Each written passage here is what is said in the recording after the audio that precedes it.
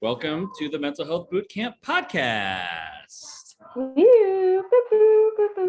This is the podcast where 4 psychotherapists, 3 of us Canadian, 1 of us American, serve cutting edge mental health knowledge. I am Dr. Ryan Howes, a clinical psychologist from Washington, D.C. And I'm Dr. Brooke Lewis, a registered clinical counselor, still in Port Moody. And I'm Joanna Boyd, a psychotherapist in Port Moody. I'm Chris Boyd, psychotherapist from Coquitlam. Yay! And I think it's safe to say all of us Canadians are wishing we were in Washington, D.C. as well. Yes. So Yes. what some people might hear when Ryan speaks a little bit is some background, and that's because he's in the, what would you call it? I was going to say foyer, but maybe that's some more of a Canadian term. We use that. The lobby. We'll just say the lobby. Thank you. I fully couldn't think of lobby. There you go. Yes. I'm not really from Washington, D.C., but I'm in Washington, D.C. for the Psychotherapy Networker Symposium, which is taking place right now. It's Thursday night, and this is the first day of the symposium, and what they call Creativity Day.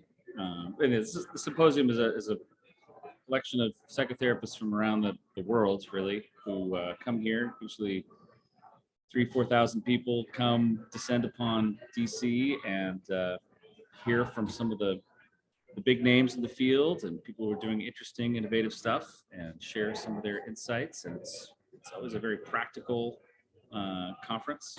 They really emphasize, they really want people to come away from this conference knowing some new tricks and tips and tools to help serve their clients. So this is a big time. And also, this is the place where the 4 of us met. Yay. And Ryan, how many years ago was that? Did you already show your badge? I haven't shown my badge. This is my 12th year attending. We actually met 11 years ago, so you know how the math works on that. But we met right here, and in fact, where I'm sitting, we met like 5 feet away from where I'm sitting right now. It's very true. We were We're up the only late. ones still awake. Yeah. It was Chris and Brooke. I think I Right. met Ryan after the year after I don't know, year after that. I'm not too sure. Yeah. We were there with my colleague from school, Teo. So Teo was with us that Right. first year. Yeah. Right. Yeah. So for those who are able to watch us through YouTube, this is a bit of the lobby area here of the Omni Shoreham Hotel in Washington, D.C. Kind of old school, classic charm stuff here. And right around the way here, just to do a little name dropping, the Marquee Lounge is where a lot of people kind of hang out after the conference. And sitting back in there, you probably can't make it out, but none other than the semi-famous Esther Perel is in there, chatting with colleagues and enjoying the night. And what do you think Esther Perel is most famous for, Ryan? Well, she wrote a book called Mating in Captivity, and did a very, very popular TED Talk. And she's kind of known for highlighting the changes that are occurring within relationships, intimate relationships. She gets criticized because people say that she's promoting these changes in intimate relationships, things like non-monogamy and polyamory and that sort of thing. But she's just actually reporting and saying, here's what people are doing, and how can we help people have satisfying, healthy relationships within these changes. So she's become pretty famous for that. She has a podcast called Where Should We Begin, or something like that. It's also been very famous. She's well known. yeah, there's a bunch of folks who are kind of household names for some people, at least for psychotherapists. Joe Court just walked by. He's a sex therapist as well. And Who's the keynote tomorrow? So Friday morning, for those who have never been, is kind of like the big morning with a big keynote address. Saturday is typically, well, all the keynotes on Friday, Saturday, Sunday are kind of bigger ones typically. Do you know who the keynotes are this year? consult my calendar. I know that one of the keynotes is Emily Nagoski. Are you familiar with her? She wrote a book called She Comes First. This is another sex book. This is not a sex conference, by the way, but there are a lot of sex I think therapists turning on. out that way. In there, my gosh. Yeah, exactly. Emily Nagoski is speaking tomorrow, and Stephen Hayes is speaking, who's known for acceptance and commitment therapy, which is another kind of well-known therapy approach. I'm not all that familiar with that. You guys know a little more about acceptance and commitment? Wait, is that who you watched on the trauma thing, Brooke? Is that him? Or is that his name is like Glenn or something? I don't know if it was Stephen Hayes. No, it's not Stephen Oh. Hayes who was on the trauma thing. Okay. Yeah, but he was another acceptance and commitment therapy guy. But yeah, no, I'm a fan of that line of work. I think sometimes you need to be with strong emotional dysregulation. So Go. And yeah, there's a lot of folks who kind of have a big following and kind of know what to talk about. So it's a good conference, and I'm very sad that you guys aren't here with me. maybe next year. Maybe next year. A few other names: Sue Johnson, Ramani Durasalva, who is an expert. Sue Johnson is the kind of founder of emotionally focused couples therapy. She has a book called Hold Me Tight, which is a very popular book when it comes to couples therapy and trying to help people improve intimacy within their relationships. Ramani Durasalva, as I mentioned, she's an expert with narcissism and talks about basically someone who's partnered up with a narcissist and what they can do in their relationship. She would say, leave if you can. That's kind of her thing. Leave if I you was can. gonna If you say, can't, wasn't that her that said like Yeah. leave if you get out? yeah, get out if you can, and if you can't get out, then here's some things that you can do maybe to minimize the impact. Yeah, there's great folks this year. Well, So is it there, sounds like a good time. Yeah, is there a dance party tomorrow night? There's not a dance party tomorrow night, sadly. I know that's your favorite part of the networker weekend, the dance parties. There's not going to be a dance party due to COVID, I believe. So there won't be that. But there will certainly be a lot of impromptu conversations between clinicians, people talking about what they do and where they do it. It's a very, very nice, friendly sort of atmosphere here. And it's Washington, D.C. So I tend to play hooky sometimes when I come to these, and because there's a lot of cool stuff to see in D.C. Oh, so cool. So fun. Yeah, Do you Smithsonian. remember the time that you stole my playbook before I had an iPad?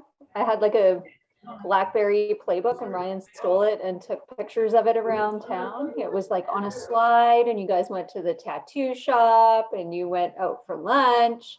And so Yep. throughout the conference, I got pictures of Ryan taking my tablet around town. Your tablet saw more of DC than you did that day. That's for sure. It's very true. We had a lot of fun, that tablet. And we had a great time. Yeah, good time. And if any prominent clinicians walk by, I'll try to grab them and see if we can ambush them into coming into our podcast. But we'll see. It's getting kind of late here, so who knows? But hey, so speaking of ambushes, who has the topic for tonight? It's you, Ryan. What? So Oh, if busy, you're serious. so busy getting ready for this conference. I forgot to put together. Now I do have a topic. Okay, That's a good change. I know. Very like, no, I have one. I have Yeah, one. Just very flat. It's okay. I'm prepared. I'm prepared. I got this. I'll have to think about one for next week. How perfect would it be if it was like, and here to join me on this couch is Thomas. Thomas, right? Thomas, our friend from, where's he from? Sweden? Sweden. Yeah, I haven't seen him here yet. Guten, no. Trying to think of the sugar thing. They have the Lord is Lord. Swedish. Lord's Goodis. Thank you. I switched it. So no, there's no Thomas. Brene Brown was here a few years ago. She's not going to be joining me on this couch. It's just us and our topic. So are you guys ready for this? Let's do it. Okay, here we go. Here is the ambush. Prepare yourself. People pleasing. Why do we do it? Are there pluses and minuses to people pleasing? Should we stop? And if we should stop, how do we stop people pleasing? Let's talk about people pleasing tonight. Good Okey-dokey. topic. What's that, Brooke? I said, okie dokie. Okie dokie. Good. Yes. Let's talk about people pleasing. This is something that comes up often in therapy sessions, I feel. A lot of people who I've worked with coming to therapy talk a lot about it's a boundary thing as well. Like I'm maybe giving more than I should, or I'm trying to please people, trying to get their approval. And oftentimes they find that that's disappointing for them, and it doesn't really result in much. They don't get much back from that sometimes. So they feel like, this people pleasing thing is like a trap that I can fall into. They have a hard time saying no. So I just thought this was a worthwhile topic to dive into. Yeah, I think so too. From my perspective, I think there's, you're kind of just touched on this a bit, but I think it's worth exploring, if it's okay with you guys, the different reasons or purposes behind people pleasing. Yes. Because it might be looking for that reassurance or acceptance from someone, but it can also be a nervous system response. Nervous Instead system of, response. right, like, so it's like fawning, people pleasing, please and appease. Mhm. Yeah, and that would be different. That's avoidance of threat, right? Versus acceptance. So anyways, it would be great to hear if you guys think that there's different purposes to it. Brooke, can you flesh out that fawning thing for a second? Because I think that's an important point, actually. Yeah, wasn't sure if we wanted to do that right now, but I can. Yeah, so when we're talking about like fight, flight, freeze, you can also fawn, which is like please and appease. And when that happens, it's essentially a patterned behavior that was used to protect yourself from threat, typically from an upbringing where there was a toxic relationship in the household, and it was a protective strategy. So if I please and appease, if I make sure everything is done your way, or if I just agree with you all the time, then you're not going to get angry with me. You're not going to yell at me. You're not going to throw something. You're not going to hit me. So I'm going to make sure you're taken care of so you don't explode. And then fast forward in life, then that can come up when there's altercations at work or confrontation at all, whether that's with a partner or a friend or a child, and it could get thrown into this, you're right. I'm just going to do what you want because I don't want you to be upset piece of it, right? So it's caring for the other's needs before you. So almost a deeper level of that people pleasing. Mm-hmm. I'm kind of curious, like people pleasing, does that have a positive or negative connotation to you? Yeah, good question. Negative. negative. But if you were to tell me the person has an attitude of servitude, I would say it's positive. Like if What's the they difference? genuinely want to just do nice things for people. Yeah. Yeah. So would it be the term pleasing that would make it a bit more of a negative term? I think it's probably I think if someone said someone's a people pleaser, I think it's just hard not to put our own bias on that already, just based on what we know. I think it's just, I feel like it's tended to be more negative. But there's, when you look at people pleasing, you're like, oh, great. They like to Yeah, make others happy. They're being But helpful. They're being kind. yeah, But, yeah. I think within our field, we often see that as it could be an unhelpful, like a defense mechanism. It could be, Or an overcompensation for something. I think Yeah. it could be both. I think there is some positives. I think for people who genuinely just might be compassionate about others, and want to just do like help out, like just, putting their needs in front of my, I just want to do something nice for them. But I think it could also be the negative where it's out of a place of maybe fear of rejection, or you might do something for them because you want them to do something for you. It might be with some expectation there. There could be some reasons behind that. But Yeah, you I could think go I agree. I think they're like, take someone who's a really good host, throws really great parties, and really makes everyone feel comfortable and welcome and all that kind of stuff. There's pleasing going on there, right? They're a pleasurable person. They are accommodating in nice ways that make people feel comfortable. Or someone who's a really great gift giver, and very thoughtful and very considerate, and give something to you that's really meaningful. So we're not saying that kindness is a bad thing, or that generosity or thoughtfulness is a bad thing. I think that the problem with people pleasing comes when it's at maybe at the cost of someone else's authenticity, or or they're giving something more than they're giving something that's beyond what they would feel comfortable giving otherwise. And maybe it's the motivation of it. So maybe where it's coming from, the intention behind it. yeah, I like that term motivation. What's the motivation of people pleasing? Is it to make a genuine impact and help uplift someone? Because that reminds you of compassion, right? Give someone a boost, ease their suffering. Or is it a way to avoid negative attention, or something stemming from your past, right? Oh, yes. Yeah, and I think we're kind of talking about different manifestations of fear, right? There's a fear. What if I don't do this, right? If I don't do this, then what, right? Oh, you won't like me anymore. You'll reject me. You'll abandon me. Something like that. Versus more of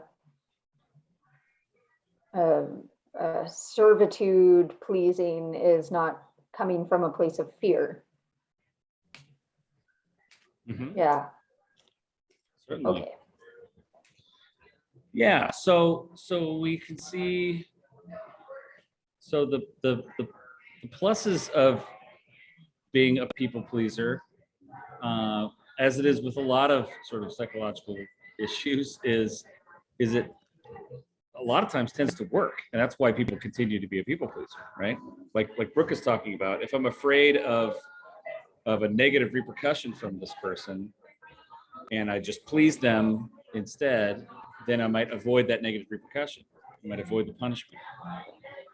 Yeah. And so to the detriment or sacrifice of yourself. Yeah. Right. You're going to be sacrificing something: comfort, values, morals, beliefs, time, energy, resources, all kinds of things. Yeah. And sometimes it's not reciprocated, right? I'm not saying that you need to be kind and compassionate because you want something out of it, but sometimes that can be taken advantage of.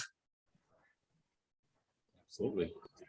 Oh yeah, absolutely. Yeah. Oftentimes, I don't know if you guys have seen this, but oftentimes when I'm talking with people pleasers, they'll talk about all the people in their lives who are more than happy to take from them, but don't give anything back. And it's almost like the people pleasers and the takers kind of find each other. Like, You're all, Mhm. we're this symbiotic relationship. Like, oh, great, you're going to give to me. Well, I'll just take from you. And that's just what we do. And then the taker feels great. Oh, good. This is someone who's just going to serve my needs all the time. The giver feels depleted. It's like, oh, I just keep giving, giving, giving. And it's like never enough, or nothing ever comes back. Mhm. I think sometimes people might not realize how much they're people pleasing, right? Like they might not, I don't know. I just think of like teens who just want to fit in. Like there's, they might people please because they want to belong, and they might not realize that it's going to be depleting them or really negative for them, and maybe until after some time, or maybe they do know it, but they'd rather just fit in, or they don't want to, have people be upset with them, or I don't know. I think of youth. It's hard. It's hard to make friends and find a place, and but I just wonder if I think some people need to have it pointed out to them, like, how are you actually doing? I notice signs here that you're actually doing a lot of people pleasing, and you're not receiving a lot. How are you actually doing? So I wonder if people are as aware of that as they could be at times. Well, Because they might just be that's a used to great. it. It could be conditioned, or they're just used to it from being a kid, and that's just it's a comfortable uncomfortableness maybe. That's a great point. That yeah, it's been so maybe ingrained in a person. They've been doing that their whole life. It almost becomes kind of fused with their identity. This is just who I am. I'm someone who just gives until I'm totally depleted. You can't imagine not doing that, right? Mhm. Mhm. So what does happen if someone, like, what have you seen or experienced when people pleasing kind of runs amok? Like, what are the downsides to that? I think a lot of boundaries get crossed, right? If you have your own, like, so a lot of potentially unhealthy relationships, and like you said, being run down, your resources, there might be a sense of just generally not being accepted, or a sense where you're not feeling like you belong. But I agree with you, Ryan, that also when it runs amok, when somebody starts to becomes part of their identity, where they don't know what else to do, they tie their personal sense of purpose into it, where it can get a little bit in, like, we get into some hot water or some trouble there. So if it's, let's say it's a parent, and now the children are adults, and maybe the spouse is no longer around, there's no one to please for, and all of a sudden there's a giant sense of loss or grief or identity collapse, where everything was so tied to another in that behavior. So I've definitely seen that happen. It's very interesting. It is. It is. Yeah, I think that balance is so key. Like if the people pleasing is getting in the way of other aspects of your life, because sometimes it can become so slanted. I met a client today where she makes other people's needs the priority over herself. So she is the exception to that compassion, and it's impacting her mental health and well-being. So yeah, I feel that yeah, that balance, that self-care is compromised by the people pleasing. Yes. It's interesting. As I'm thinking about this, I've had a few clients who even know that people pleasing is kind of an issue for them, and they've talked about how one of the things they like about therapy is that is actually that they pay for it, and they know that their payment is all they really have to do. Like, they don't have to give to me beyond that. So it feels good to kind of pay for the therapy session, because that's kind of the end of their obligation. They're like, whew, good. Here's the fee. Now I can just be real. Now I can just kind of, I've given you all that I need to, so now I can just be myself the rest of this time. Mm-hmm. Which is, yeah, and I think that happens, but other clients, I'm sure you guys can all have these moments where a client says, I wasn't sure if I was going to tell you because I didn't want to disappoint you. Oh, there's definitely, sure, yeah. Right. And that like, I want to please you, or look how well I did my homework, or yes, I made sure to, like, but not in a compliance way, in a look how good I did way. Yeah. You asked me to do the thing and I'm coming back and I've done the thing, or I didn't do the thing and I'm really worried that now you're going to be very angry with me and you're not going to want to work with me as a client. And so you start to see those behaviors come up too. Oh, for sure. Yeah, good point. Certainly. Yeah, having a hard time saying no, like those boundaries that you're talking about, Brooke, and or even like that like the fact that some people need others to like them, like they yearn for that validation from others, right? And another thing I've noticed in my clients is some low self-esteem or self-worth. Mhm. So they kind of gain a bit of that self-worth from that approval from others. Absolutely. Sure. Well, and that kind of commodifies the relationship, right? Like I'm only worth as much as I give to you, right? Or as long as you're pleased with what I'm giving to you, then we're okay. And there isn't that sort of that security really in the relationship to be able to say, yeah, we're okay. I can have a bad day, or I can mess something up once in a while, or something like that. We're gonna be fine.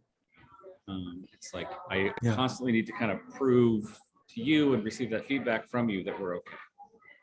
Mhm. Yeah.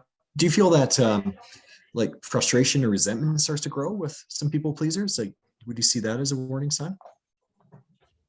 Yeah. I think yeah. so, right? Just yeah, kind of Ryan, what you were saying earlier with people pleasers who are then they're able to acknowledge that they're exhausted because the other people are taking and the other people aren't giving. Um, I think that that's that start of acknowledgement of resentment or hurt, or yeah. And then it becomes personal, like, so what I'm giving isn't enough for me to be loved. Absolutely. And And what, yeah. yeah, just feeling the depletion of that. And yeah, someone feeling like, gosh, I've given so much. And there's a little martyr stuff that can go into this too, of like Mhm. I've given so much to you and I don't get anything back, you know, like if a person's expecting pure equity in a relationship, like I will give to you 5 units of something, I need 5 units of something back, and if that doesn't happen, then they start to feel the depletion and maybe some resentment as a result of it. Mhm. Absolutely, that resentment. So how do we work with this? How does someone work on, like, if you acknowledge, maybe people who are listening right now might be like, yeah, I think I might have some people pleasing tendencies, or yeah, I think I do this quite a bit. What can we tell them? What do you think people can do to help curb or change some of these people pleasing tendencies? I think there could be just working on boundaries, maybe working on building some assertiveness, or telling yourself it's okay to say no. That's all. It's okay to say no, and any reaction on the other person's part, that's a them issue. That's not a you. You're not responsible for their feelings. So it's really letting them know that they're allowed to do that and it's Mhm. okay. Yeah. And that might come in very small baby steps. Totally. It Yeah. might be if somebody offers you a drink and you say no, like that, or something, right? Like you can say no in a safe way. One of my clients, big people pleaser. I like to do, sometimes bold things. And so I got her to stand up and do like the power stance. And this gal at the time is like, I don't know, late 50s, and history, like big history of people pleasing to like her family of origin and her own children and all the rest of it. So I got her to stand up in session and put her hands on her hips, like the Peter Pan pose, Mhm. and look at me and say, no. She had to, and then I got her to do it a few times, and then I got her just like stomp her foot and say it. And she just like broke out giggling because this seemed like the most ridiculous thing to her. But the next move she made is not necessarily say no next time something happened where she wanted to say no and felt like she couldn't, but she giggled to herself because that image came back where she kind of felt an internal power of like, I know what that would feel like to say no. And then she did say no to something, and it was a small thing, and she would come in and just be so excited to tell me about it, whether or not that was people pleasing. I don't know, she actually did the thing and she was just trying to please me by telling me that. But yeah, so sometimes taking that one step further can be really helpful, like role playing what that would be to say no. I like that. You could start off with things that are like, even you asking, you could be like, I want you to give me all your money right now. She'd be like, no. You're like, okay, Exactly. And no, fair. And then just start out with those things and then maybe more things that are closer to home. Right. yeah, yeah. So practicing in a really safe way that's a little bit silly, but bold, like stretch it too far and then pull it back almost. Mhm. Yeah, Yeah, I like how you practice that in session, right? yeah, And because intonation, like how you say it, is so important, right? It's not Yeah. like no. You want to find that Yeah, voice. please. Not that you have to yell at people when they ask you to do something. No, but just just saying it, because it can be very difficult for people to say that little 2-letter word, right? Or to even have the posture. Like, so this client would typically sit feet together, knees together, hands in lap, shoulders down, kind of slunched forward, would still look up, but her body position was always small. Yeah. So to make her stand up and do a power pose was, she has a lot of trust in me. We had been working together for years at this point. So she Yeah. went with it, and I did it with her. I was like, I'll stand here with you. And I was like, now you have to tell me no. Yeah. I'm not going to get mad at you. Tell me no. Yeah. And we hope that builds a bit of motivation, or kind of makes a bit of a mental shift, and then maybe coaching clients on how you would go about saying no. So you don't want to do so disrespectfully or abruptly. You don't want that to impact your relationships, your friendships. So it's more as like, I won't be able to do that. I have to go run this errand, or I'm actually this afternoon, I'm busy. I'm just, I'm going for a walk, or whatever it might be, right? But trying to come up with ways to respond to those scenarios. Well, Or even, interesting that you say that. I was just gonna say, or even, I mean, instead of even putting it on like I'm busy or I have something else to do, but just be able to say, that's really not my thing, but what else can we do together? Something that's like, I'm just not interested in that, but how about something else, right?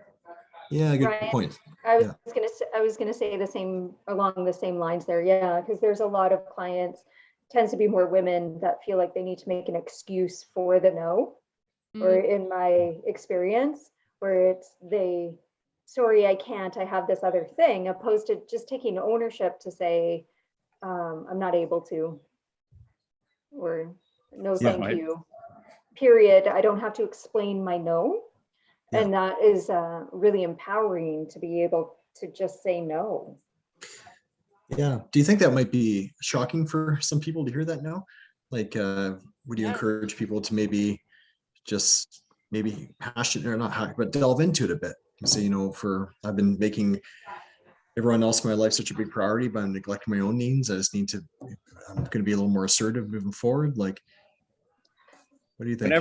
Whenever I work with clients and about regarding boundaries, I always kind of warn them about the fact that if they haven't had great boundaries in the past, then the people you interact with are going to respond when you start setting boundaries, right? Because they're expecting you to be kind of a pushover. Mhm. Hey, I need you to help me move this Saturday. They're expecting you to say, okay, sure, what time, But if you suddenly say, you know what, that's really not my thing, I'll help you decorate when you get in. The people are that's a little starting for the others, because they're gonna be like, oh wait, I thought you were a pushover. Like, I thought you were a people pleaser and I could just kind of take advantage of that. So they have to kind of prepare themselves for the other people's reaction a little bit and kind of stay strong in that stance. And I think you would be surprised, like, if you start listening to when people say no and give reasons, like there's probably going to be a lot of situations where you're like, oh yeah, you could take that second part out. So if I were to offer you a cup of coffee and you're a people pleaser and you just say yes and then never drink the coffee, versus just saying no thank you. You don't have to say no thank you, I don't like coffee. You can just say no thank you and it's fine. Some situations might warrant a bit more of an explanation, but for the majority of things, people are okay with you just saying, sorry, I'm not able to, or no, thank you, or whatever it may be. And it also, I'm thinking of a couple clients who said they would do something and then coming back and saying, you know what, actually I've changed my mind. I'm not going to do that. My counsel to them was, don't overload the other person with a bunch of reasons why, because that gives the other person opportunities to kind of poke holes in it. Like, oh, well, if you don't like coffee, then how about tea or water? Whatever that might be. Well, if you can't help me with this, then how about this, that, or the other? Or well, if you can't come at 10, can you come at noon? And sometimes just saying no and just making that the final statement is the best approach. You give too many things, you're actually giving other people an opportunity to poke holes in it,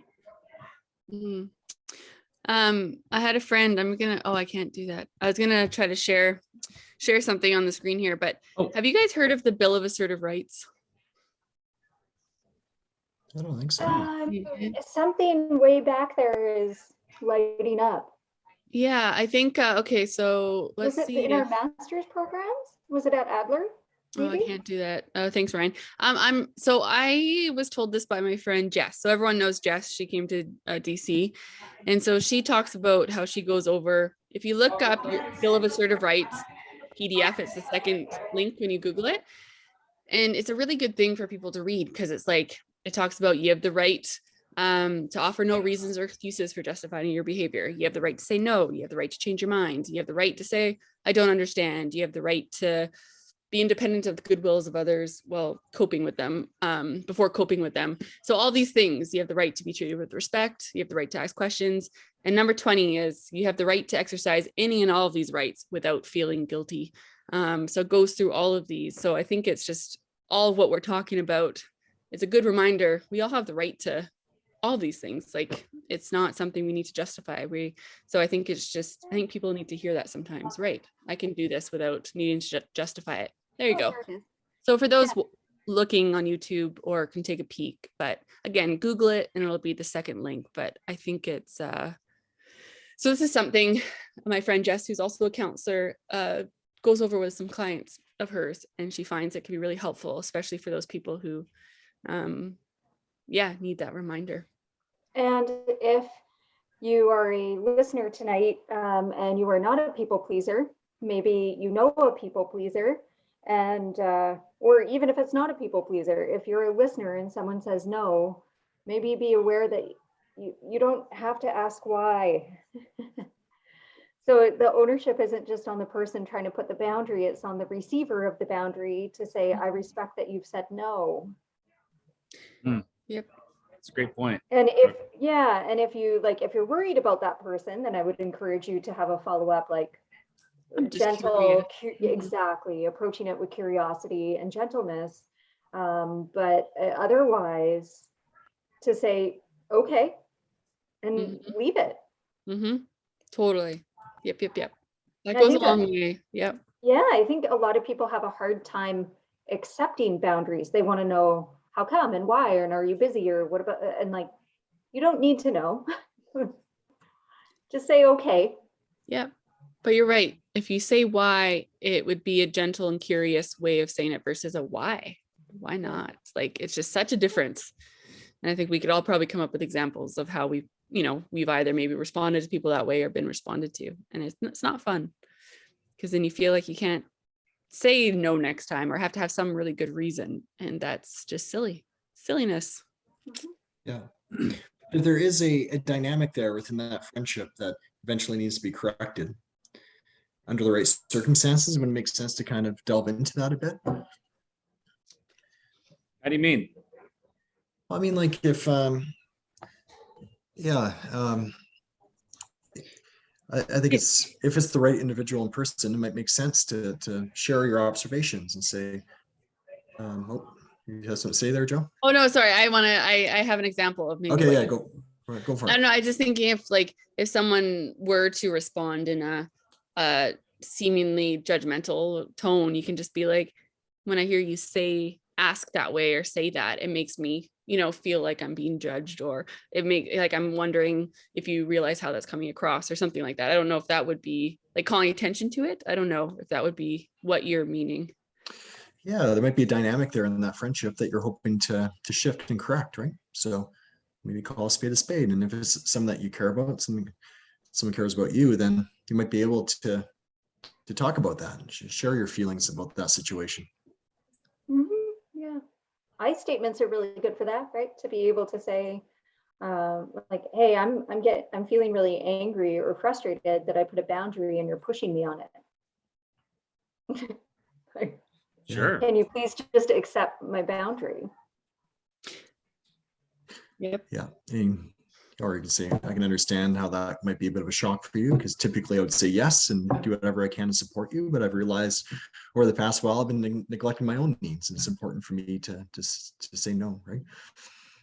I feel like if someone says that, you'd be like, okay. Yeah, there would be like Alright. this stare and then like a long blank. All right, well, Yeah, did you see the news? I know.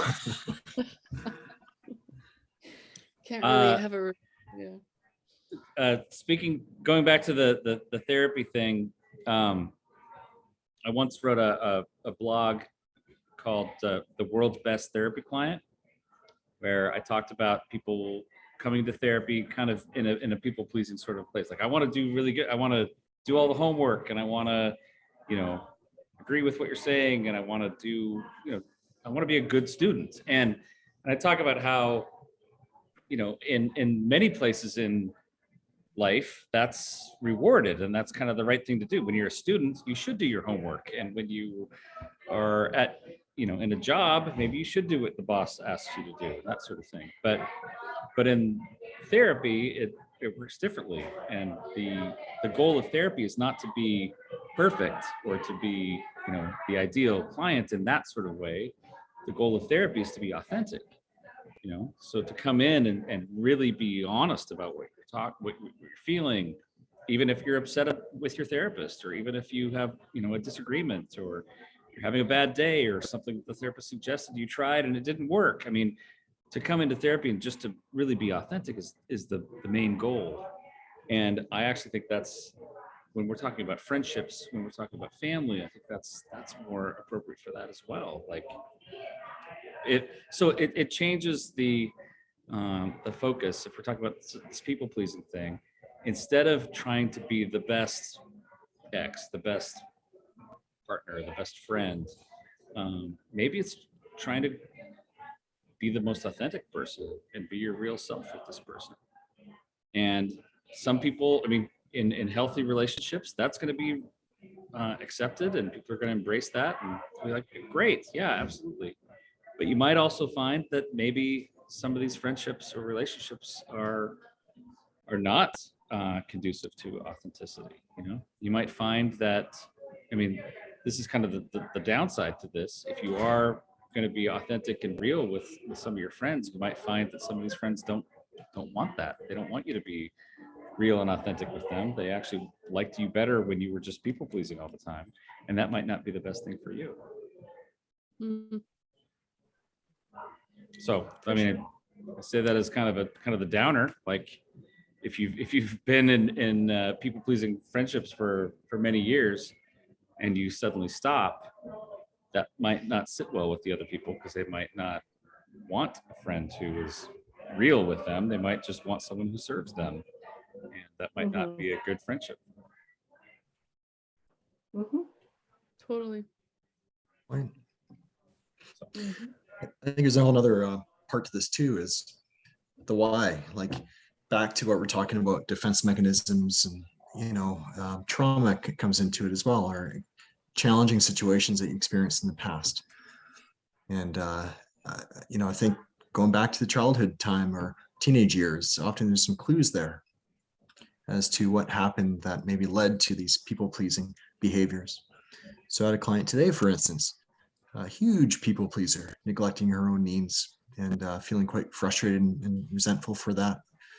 And so we kind of delved into it a bit, and her father was an alcoholic. And so she did everything she could to not have him, verbally yell at her, or whatever that might be, right?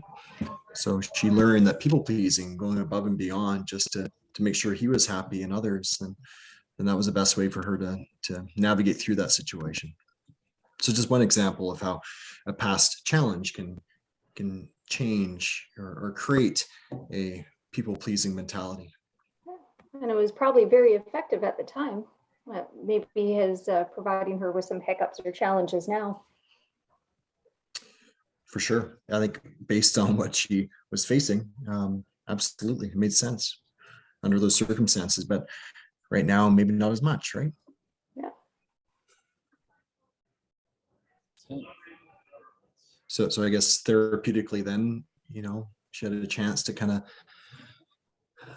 connect the dots a bit there and try to understand what was going on. Like, we talked a lot about the importance of building awareness of these patterns. And once you have the awareness, you can respond a little differently and not react the way that you typically do. Also encourage her to do a bit of writing too, to maybe just to process some of those feelings. And I think within our counseling sessions, we'll explore those traumatic times in a little more depth. I don't know how it is for you guys, but I've had the experience at times in the past when I've had a client who's kind of a people pleaser, and they've been able to come in and say to me, hey, I didn't like what you did last time, or, you were 3 minutes late today and that bothered me, or, something like that. And for me, I when I hear that, I'm like, right on, that's great. I'm so glad you're able to express that to me. It's kind of the weird thing about therapy. Like, sometimes as therapists, one of the biggest victories we can ever have is having a client get mad at us. Like, yes, congratulations, you were able to break through that people pleasing thing and say something that might be a little disappointing or painful or whatever, but good for you to be able to do that here with me in this session. Yeah, that's a really good point. Yeah, it's funny how when clients just give us like just really positive feedback, like if they're using a rating scale and 10 out of 10, or that was, everything's just going super so far therapeutically. In your mind, that's probably a bad thing because they're taking care of you, right? They're worried or cautious about what they're saying because they want to please you as a therapist. And that's actually the opposite of what we want. We say, no, we want that genuine, honest feedback, and more feedback, the better. Can't do much about the way I physically look, but everything else is fair game. Let us have it. So, I mean, it almost feels a little masochistic as a therapist, but a client comes in and says, you really pissed me off. I'm like, great, thank God, great, wonderful for you to say that to me. Yeah. Not great sure. that I've made them mad, but great that they can express that. Great that they can, Yeah. bust through any fear they had, and really great that they feel safe enough to be able to say that to me. That's really what it's about.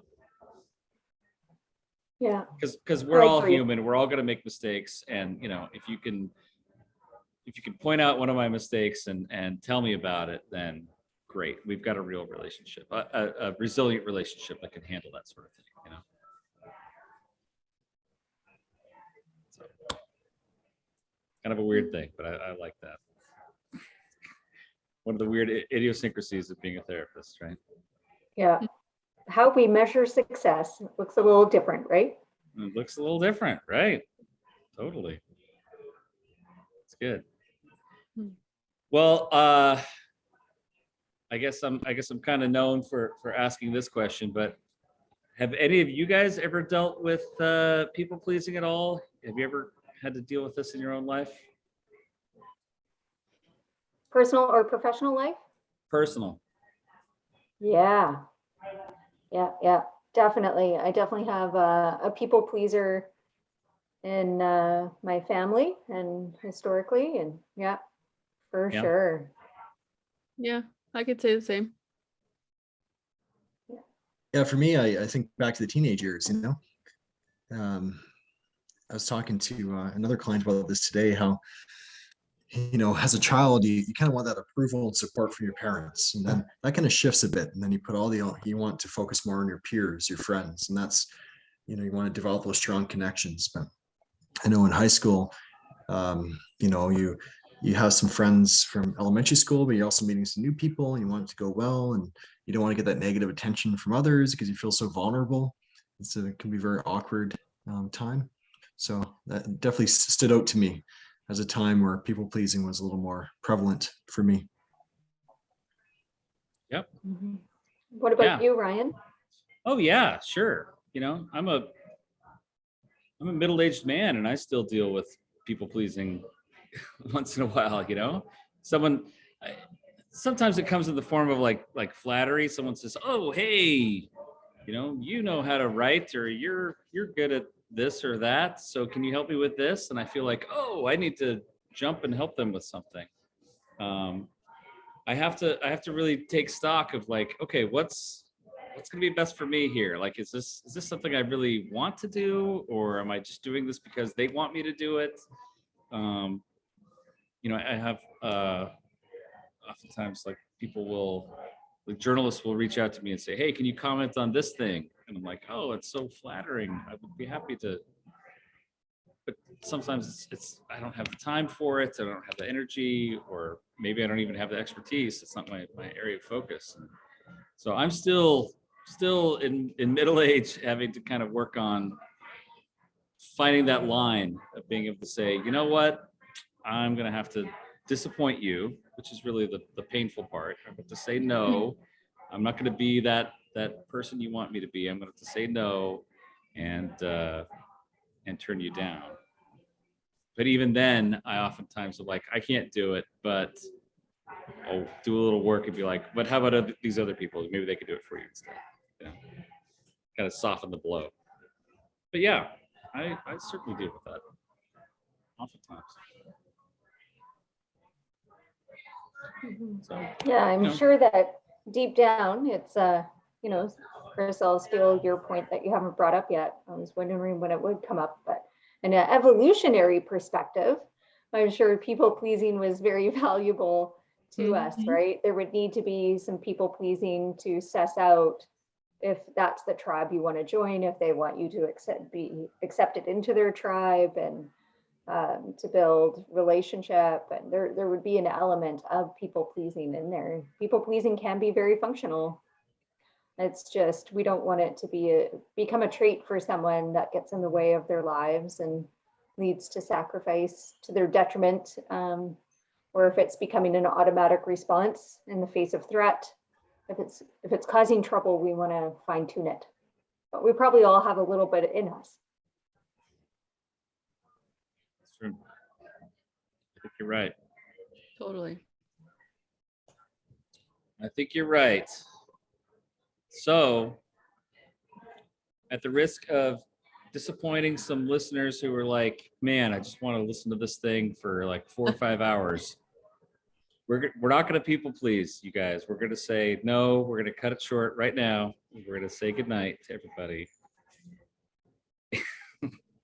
And end the podcast. So,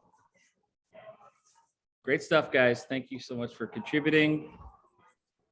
It's a fun topic. So that's it, everybody.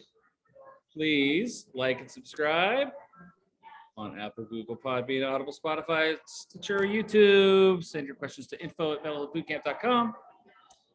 Visit us on Facebook or Instagram. Tell a friend or two. Or if you're a people pleaser, tell 20.